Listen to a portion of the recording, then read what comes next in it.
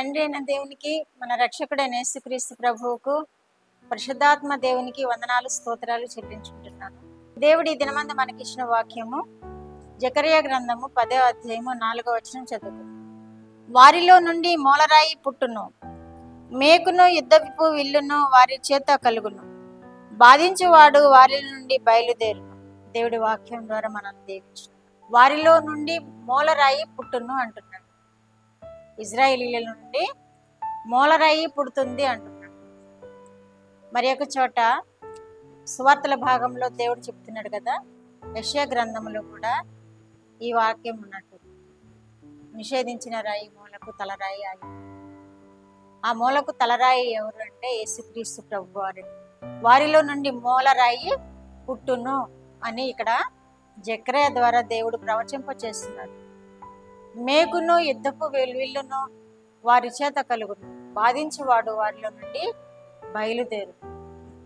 బాధించువాడు అంటే ఇజ్రాయేలీని ఎవరైతే శత్రువులుగా భావించి వారిని బాధిస్తూ ఉన్నారో, ఎవరైతే ఇజ్రాయేలీల మీద యుద్ధము చేస్తూ ఉన్నారో, చేయబోతూ ఉన్నారో, వారిని బాధించడానికి ఈ రాయి బయలుదేరుతుంది అని చెప్తుంది. మేకులను యుద్ధపు విల్లును వారి చేత కలుగును అంట. ఈ రాయినే మేకు వల్లే యుద్ధపు విల్లు వల్లే వారి చేతిలో ఉంటుంది అంటున్నారు. యేసుక్రీస్తు ప్రభు వారిని ఇక్కడ చూపిస్తున్నారు. రాయిగా ఉంటాడు. ఆ రాయి ఎవరి మీద పడునో వారు తొనకలైపోవును అని మరి ఒక చోట రాయబడి ఉంది కదా. ఆ రాయి మీద ఎవరు పడినా తొనకలు అవుతారు, ఆ రాయి ఎవరి మీద పడినా తొనకలు అవుతారని వాక్యంలో రాయబడి ఉంది కదా. ఆ రాయినే మన యేసుక్రీస్తు ప్రభు వారు. వారిలో నుండి మూలరాయి పుట్టును అంటున్నాడు.